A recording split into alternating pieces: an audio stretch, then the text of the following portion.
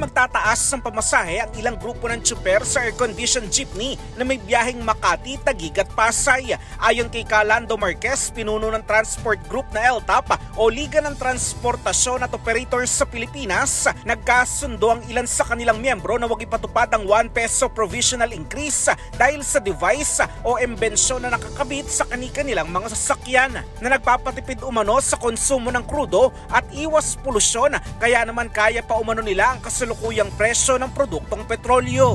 Noong nakaraan pang nagtaas ng pamasahe, hindi sila nagtaas at ngayon nagtaas ulit, ay hindi na rin naman sila magtaas kasi kaming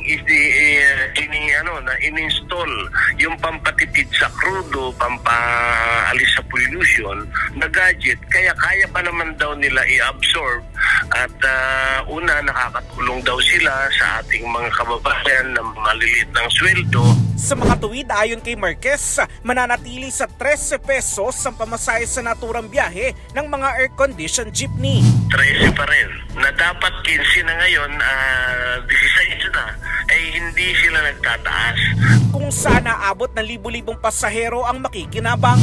Sa tumatakbo na mahigit 20 units na araw-araw na pumapasado doon, ay siguro more or less kung mga 400 ay naisasakay ng ating mga jeep na air condition.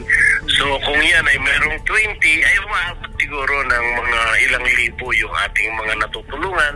Hindi ko kasi pinabayaran yung ating mga gadget noon dahil nga tulong ko sa kanila bilang ako yung proponent ng air condition na jeep sa Makati. Samantala, muli namang ipinaalala ng LTFRB o Land Transportation Franchising and Regulatory Board na hindi na kailangan pa ng taripa para makapaningil ng 1 peso provisional increase ang mga traditional at e-jeepney sa buong bansa. Para sa kauna-unahan sa Pilipinas, DCRH, ito si Christian Manio, tuloy-tuloy sa pagbabalita, tuloy-tuloy sa serbisyo, sama-sama tayo Pilipino.